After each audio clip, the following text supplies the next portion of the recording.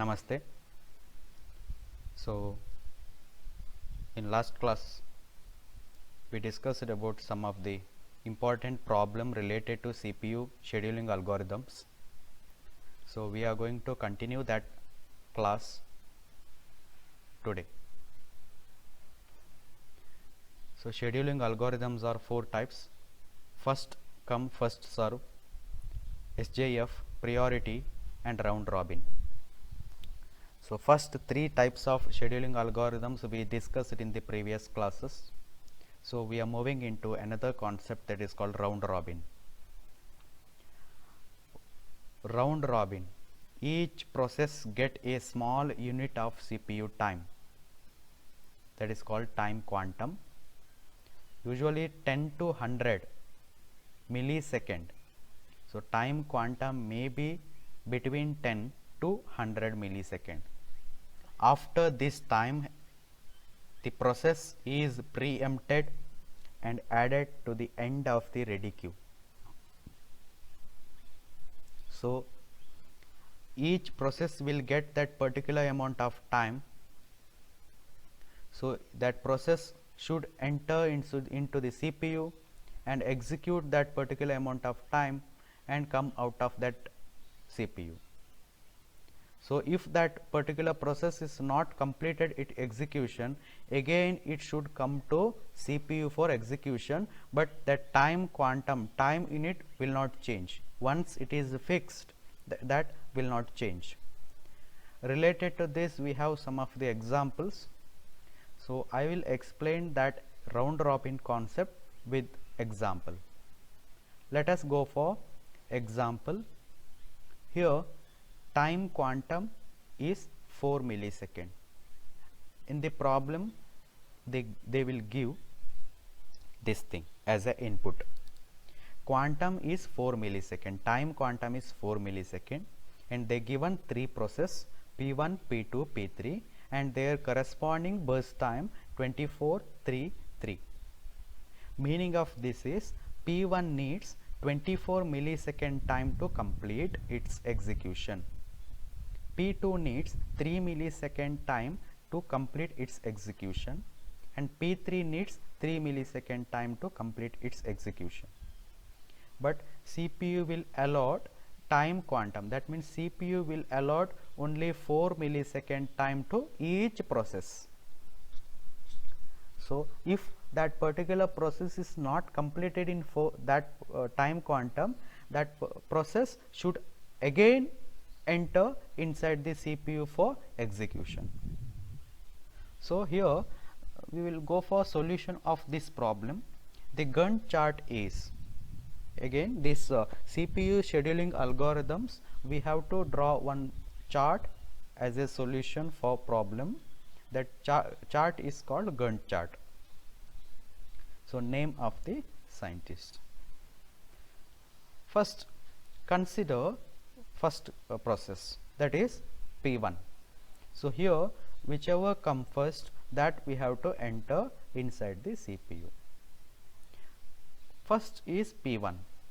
P1 needs 24 millisecond time, but time quantum is only 4 millisecond. That means only 4 millisecond is allotted for that. Now, here it is started in 0 millisecond time and it continued for execution. First we are going to take P1.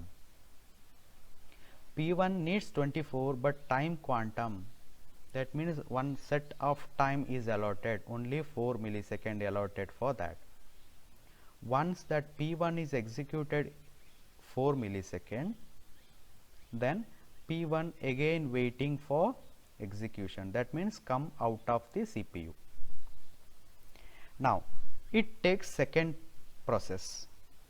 Second process needs 3 millisecond, but time allotted is 4 millisecond. So, whatever time allotted for execution is 4, but it needs only 3. So, easily you can complete in that time.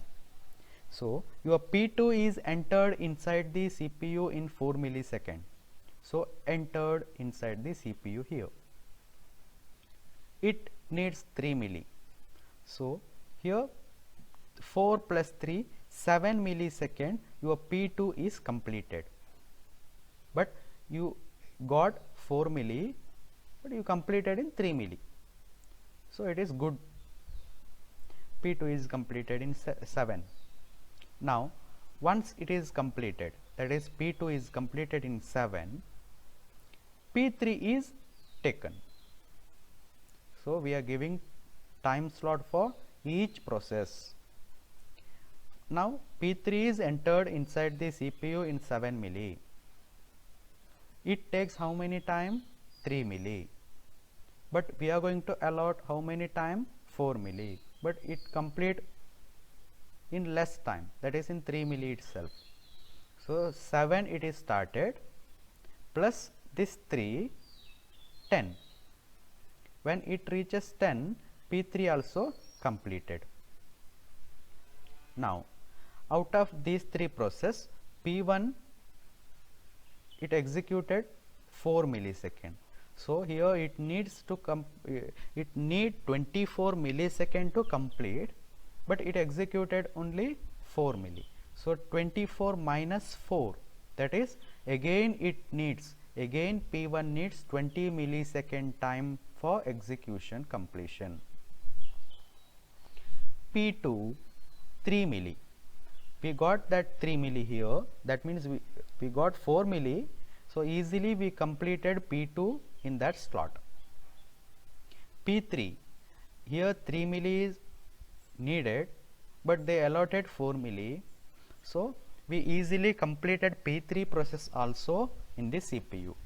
So P2, P3 process not going for waiting because it is already completed, but only one process is waiting, that is P1. It executed only 4 milli, remaining 20 millisecond is needed for completion. So again P1 is entered in 10 milli. Once P3 completed, again P1 is entered in 10 milli and start execution, but time slot allotted is only 4 milli. So when it is started in 10 milli and they given only 4 millisecond, so it is ended in 14 millisecond. P1 started in 10 and ended in 14, so 4 millisecond completed. So again how much time it is required to complete P1? So here we got 4 milli, right? So 24 minus 4, 20. Again here we got 4 milli. 20 minus 4, 16. Again 16 millisecond is needed to complete that particular process. So 14 milli, again you are going to start, again you are going to take that, because our aim is to complete that process in CPU.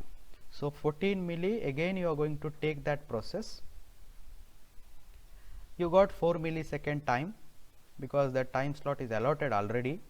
So 4 millisecond only you will get. So 14 to 18, only in that time you have to execute. So how much execution is over here? Remaining is actually 16, right? 16 minus, again you are getting here 4. 16 minus 4, 12. So again 12 is remaining. So you have to take P1 again inside the CPU for execution. So it is started in 18. You got only 4 milli. So 12 minus 4, 8. 8 millisecond is again needed for P1 to complete. So take that P1 again inside the CPU. Here we got 22 to 24, only 4 milli is one time, they will give only 4 milli. So 22 to 26, 4 milli is over. So what is it again needed time to complete P1? 8 minus 4, that is 4 milli. Give another slot. So it gives 4 milli. It needs also 4 milli. So 30 millisecond. In the 30 millisecond, all the processes are completed. P1 completed, P2 completed, and P3 also completed in the CPU. So here we have to calculate completion time, we have to calculate waiting time, everything. So this is the concept of round robin, that CPU will allot one particular time quantum, time unit or time slot. In that time slot only that process will execute it. So another example we will see here in detail. So this is the one of the question paper problem. So CPU scheduling algorithm, that is a round robin method. They given time quantum that is represented by Q. Time quantum Q is equal to 3 millisecond. Millisecond they not represented here, 3 millisecond. So process, 3 process they considered, arrival time they given, burst time also they given. So you have to find out completion time, turnaround time, waiting time, and average turnaround time, average waiting time. We will start this solution of this problem with the Gantt chart.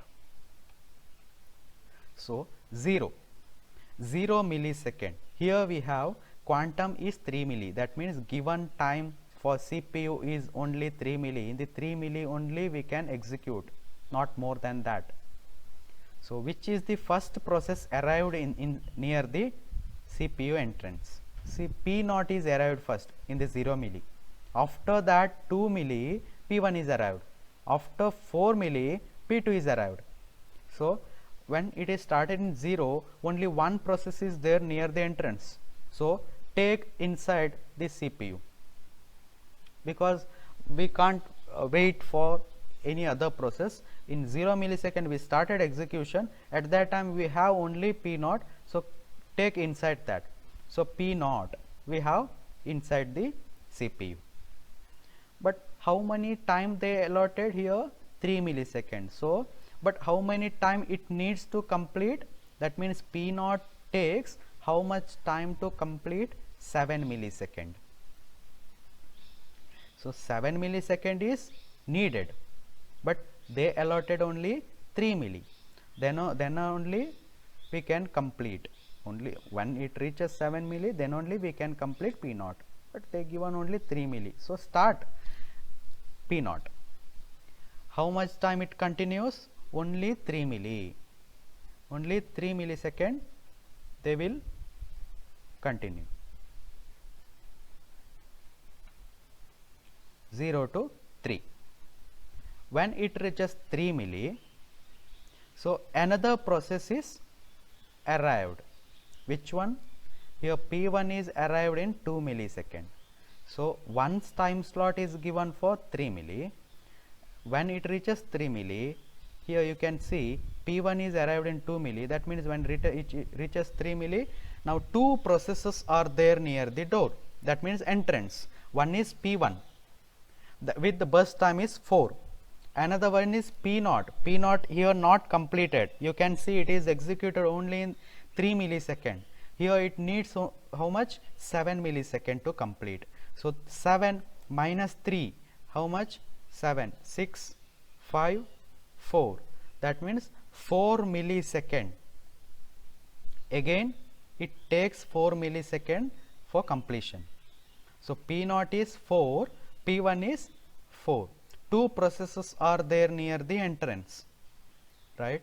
So take another process. Now near the entrance we have another process, right? P1. So take that P1 inside your CPU. Take P1 inside the CPU. So P0 takes 4 milli. Again it needs 4 milli. So you have to take P1 inside CPU. But you have to mention this thing here. You can observe, first we executed P0, then after 3 milli suddenly P1 came near the entrance. So P1 is here, we have to execute P1 next. But is that P0 completed? No, right? So P0 again needs 4 milli. So we are going to put that in Q. This is Q. So we are going to put that in Q. Again after P1 we are giving time to P0 again, because it needs again 4 milli time. So Now take P1, after completion of P0, take second one, that is P1. Time allotted is 3 milli. So 3 plus 3, 6 milli. So in this time, is that P1 is completed? They allotted 3 milli. Is that P1 completed? See, what is the time required for this? 4. But what is the time they given? 3. What is the time given? 3. So 4 minus 3, 1. Again we need 1 millisecond for P1 to complete. So P0 again needs 4 millisecond to complete. P1 needs 1 millisecond to complete. 4 required, but given 3, 4 minus 3 is 1. So here we first executed P0, then P1, because it is arrived in 2 milli. So when it is reaches 3 milli, P1 is taken as a next. But P0 is not completed, that's why we added that in Q. Okay. Now see the completion time of, that means here this time completion time slot, that means 6 milli is the time here. When it reaches 6 milli, which are the process are there near the door? Again one more process is entered in 4 milli, that is P2. P2 also entered, not entered, the P2 is waiting near the entrance, CPU entrance. So P1, P0, P1, you executed P1, again P0 is waiting. Okay. At that same time P2 also came for waiting. So that's why you have to add P2 after this P0. Very important, don't change this order. First P0 arrived in this one 0 millisecond, then P1 came here in the 2 millisecond, but this when execution of P1 occurring, at that time P0 not completed, that's why we are adding P0 again in the queue. When it reaches 6 millisecond, again P2, again new process, that is P2 also came here. So you have to take that after P0. But see, when it reaches 6 millisecond, see, is that P1 is completed? No, P1 is not completed. It needs again 1 millisecond time for completion. So again that P1 is added in queue. Here we are going to add again P1, because that is not completed, we are going to add in queue. So see, after P1, which one we have to take for execution? In the same order we have to take for execution, P0. So P1, after P1, P0 we have to take. See, we taken P0 in the 6 millisecond, we taken P0, but time allotted is 3. So 6 plus 3, 9. So 9 millisecond, till 9 millisecond it will execute. So see, we have taken P0 here. So what is the time slot? 3.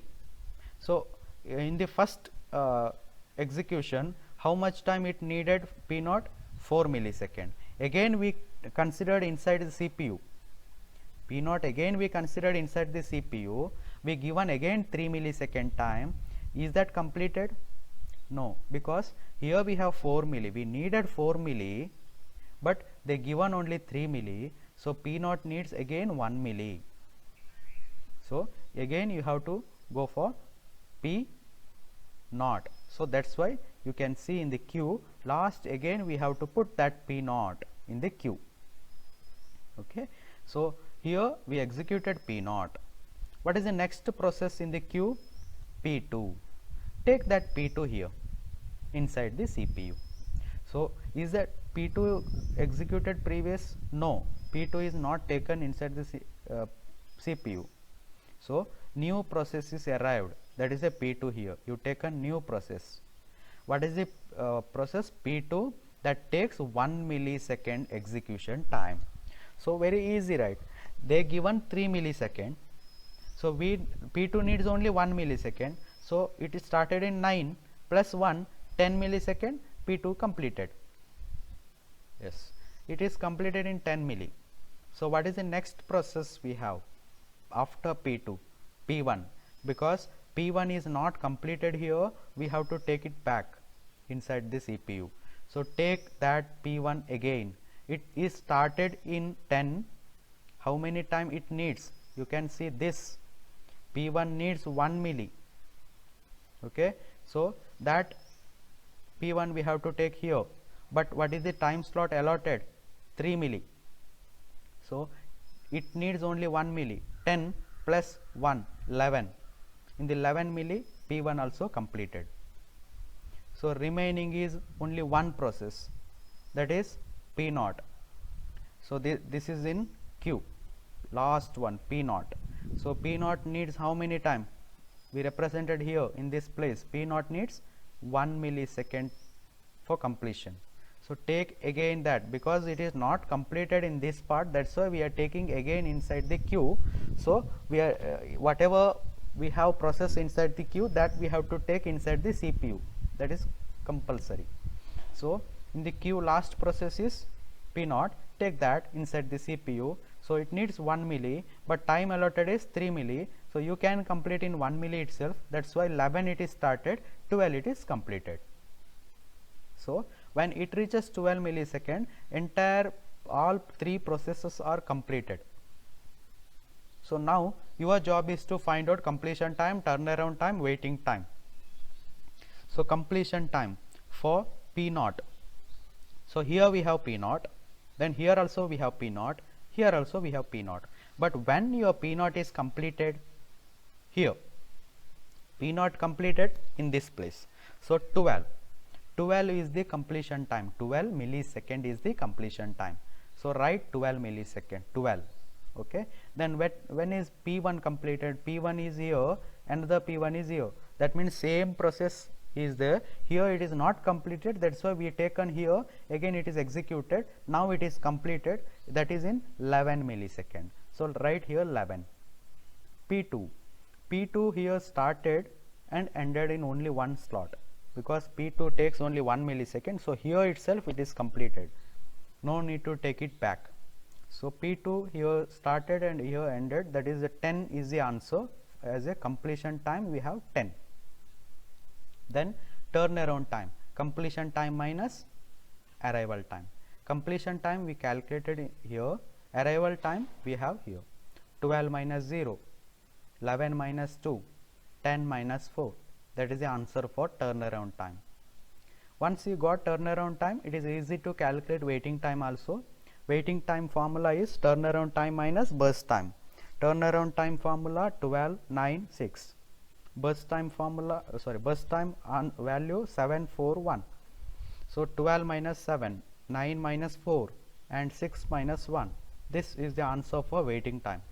Now you have to calculate average waiting time and average turnaround time. So average turnaround time, 12 plus 9 plus 6 divided by how many number of process? 3.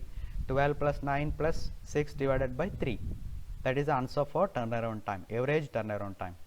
And average waiting time, 5 plus 5 plus 5 divided by 3, because 3 processes are there. So average waiting time also you are getting answer. This is the answer. So this is the method for round robin. So all the 4 scheduling algorithms whatever mentioned in the syllabus. First one is first come first serve, second one is shortest job first, third one is, you can see this, you can first in the first slide itself I told first in first out or first come first serve. Second one is shortest job first, then priority, right, then round robin. These 4 methods are completed now. Next we are moving into another algorithm or scheduling algorithm. So that is multi-level scheduling algorithm. So here let us go for one example. So we have 2 queue here, Q1 and Q2. So some of the processes are or process coming into the queue 1 and some of the process coming into queue 2. So here algorithm is ready queue is partitioned into separate queues. So main one queue is there in the previous algorithms, only one ready queue is there in the previous all algorithms, CPU scheduling algorithms, we have only one ready queue. But in this algorithm, that one ready queue is partitioned into separate queues. That name is, one is foreground queue and background queues. So here I considered this diagram. Q1 considered as foreground and Q2 considered as background queues. So entire one queue is divided into two. One is Q1, one is Q2. Each queue has its own scheduling algorithm. That means in the previous we are using only one algorithm, that is in the previous scheduling algorithm FIFO or priority base, round robin base, like that. For entire queue we are using only one CPU scheduling algorithm. But here we are dividing entire queue into two parts. One is Q1, that is foreground, one is Q2, that is background queues. And for Q1 queue we are going to apply one type of scheduling algorithm, and we have another queue, that is background queue. For that we are going to apply another different scheduling algorithm, that is we have four types algorithms. Out of that, one is applied for Q1, one is applied for Q2. So here they given one example. Foreground queue, they use round robin method, that is, consider this is Q1 is foreground, Q2 is background. So Q1 using round robin method, round robin scheduling algorithm, and Q2 uses FCFS, that is first come first serve algorithm. So whatever process are there inside the Q1, all are delivered or executed by using round robin method. Process inside Q2, all are executed by using FCFS method. So foreground is Q1, background is Q2. Here we are using round robin, here we are using FCFS. So why we are using this method? So multi-level queue, in order to reduce the ready queue complexity.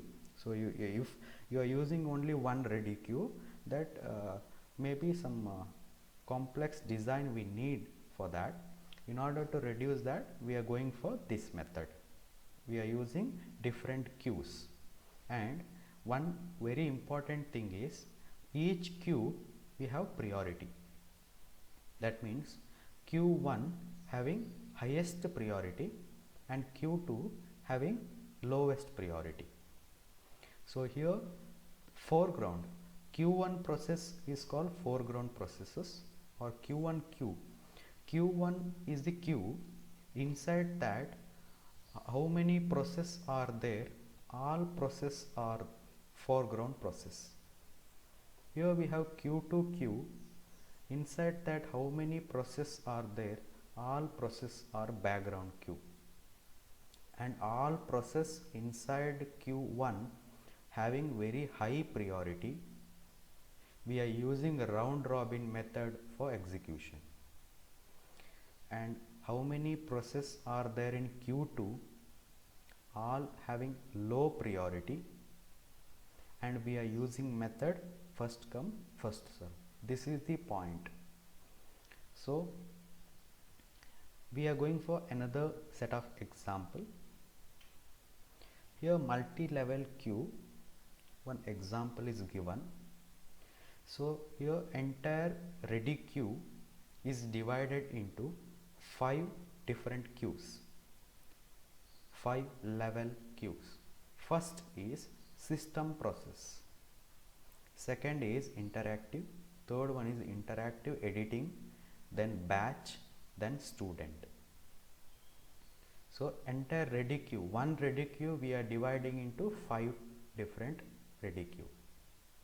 So this one having a lowest priority, that means whatever process are there inside student process, all student process having low priority, and compared to this batch process having high priority, and compared to batch interactive editing having again high priority, compared to interactive editing interactive process having again high priority.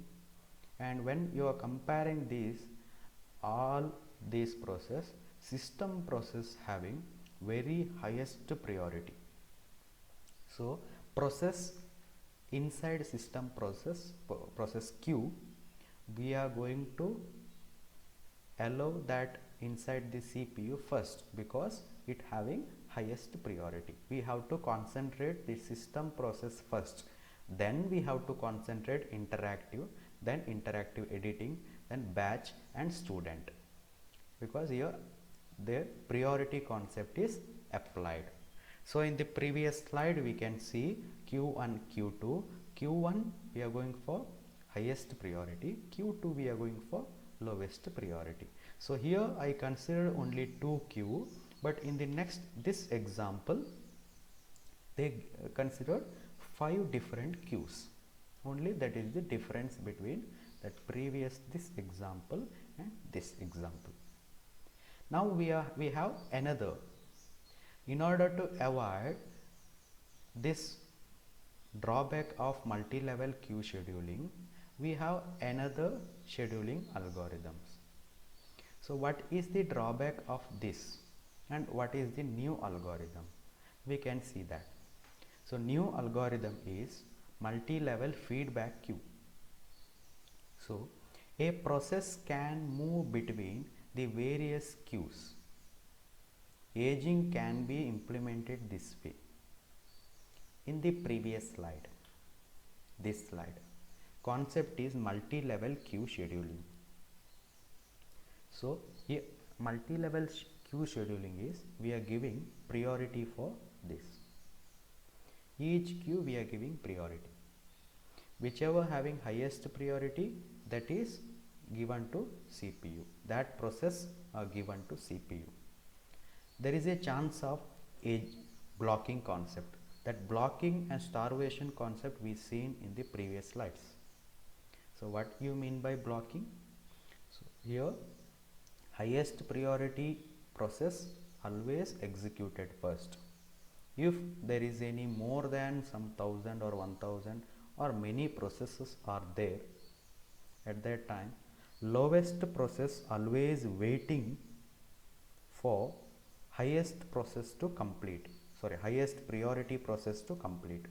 Lowest priority process always waiting for highest priority process to complete. That means here in this diagram, student process always waiting for previous highest priority process to complete. So student process waiting for batch process to complete, batch process waiting for interactive editing process to complete, interactive process editing process waiting for interactive process to complete, and this one is waiting for system process to complete. First one is system process. So problem is student process always waiting to complete all other process. So there is a chance of blocking, or there is a chance of loss of this student process also, or stop, or starvation, or blocking, name is same. So concept is here lot of value given to highest priority process, so that lowest priority process always waiting to complete this highest priority. Once it is completed, then only see this lowest priority process will get chance inside the CPU. So this concept is called blocking. So in order to avoid that, we are going to use one method called aging. So multi-level queue scheduling having blocking problem. So here we have another one, aging. A process can move between the various queues. Aging can be implemented this way. We are going to apply aging concept here. What is the method we have to use here? I will go for one example itself. Here, this is the example for multi-level feedback queue. How we can avoid drawback of previous multi-level queue scheduling. Here there are three queue. First queue, this one is a Q1. Second queue is Q2. Third queue is Q3. First queue uses round robin method. Second queue uses round robin method. Third queue uses FCFS method, not round robin. First come first serve method is used by the third queue. So that concept is here written. Now quantum 8, you know the round robin method, there we are going to allot particular time slot, that is called time quantum. So here time quantum or time slot allotted is 8 millisecond. This queue we have again round robin method, there also time quantum or time slot allotted is 16 millisecond. Last queue, this queue we are using FCFS method. So these two we are using round robin method with the 8 millisecond and 16 millisecond time slot. How we are going to execute process? In simple, I will consider three process. Let us take P0. Here P0 is entered inside this queue. Consider P0 burst time is 7 millisecond. P0 burst time is 7 millisecond. Now P0 is entered inside this. Here we are using a round robin method. Quantum time allotted is 8 millisecond. But P0 needs how many time? 7 millisecond to complete. That is called burst time, right? So burst time means how many time required to complete its execution. So P0 needs 7 millisecond. But here time allotted is 8. Definitely we can complete that P0 in this method itself. That means here Q we are going to apply that P0 and we are getting output here itself. We can get output. That means your process P0 is completed in this queue itself, in this method, round robin method itself. Now I will consider second process P1. P0 is completed. I will go for P1. Consider P1 process burst time is 10 millisecond. P1 is 10 millisecond. P1 needs 10 millisecond to P1 needs 10 millisecond for completion inside CPU. That means execution completion needs 10 millisecond. So P1 here entered inside this. Here we are using a round robin method with the quantum or time slot is 8 millisecond. P1 needs 10, but here only 8 millisecond time is there. So it is executed. P1 is executed by using round robin method, but it is not completed. It needs 10. Here only 8 is allotted. Remaining how much? 2 millisecond. Again P1 needs 2 millisecond to complete its execution. So your P1 it needs again time, right? That's why it is entered inside this second queue, that is quantum 16. Here also we are using round robin method with quantum 16. P1 needs 10 milli. Here we allotted is 8 milli, so 2 milli is required. Only 8 milli here executed. That remaining 2 milli P1 is entered into second queue. Now here it is, that means this queue allocate 16 milli, your P1 needs only 2 milli to complete. So easily you are going to complete with this queue and you are getting output here. Now consider another process. I will consider P2. P2 process needs 30 millisecond time. So P2 30 millisecond it needs to complete in CPU. So here it is entered inside the first queue. Out of 30 millisecond, here we have 8 millisecond time slot.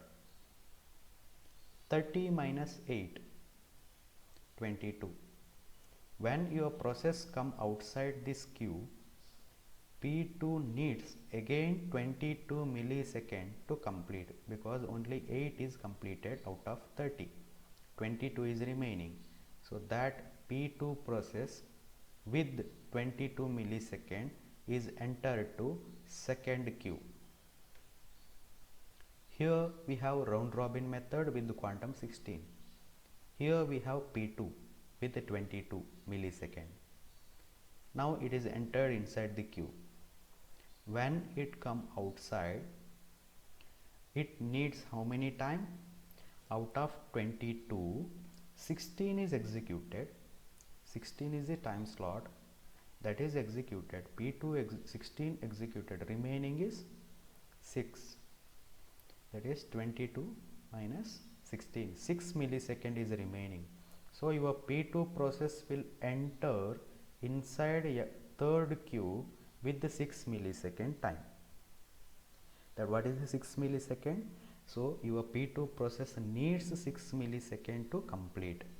So that is entered inside the third queue, FCFS. Now here we are not using any time quantum, directly your process is executed and you are getting output here. So I considered 3 examples, P0, P1, P2. P0 with 8 milli or 7 milli. Maximum here in the first queue we are getting 8 millisecond.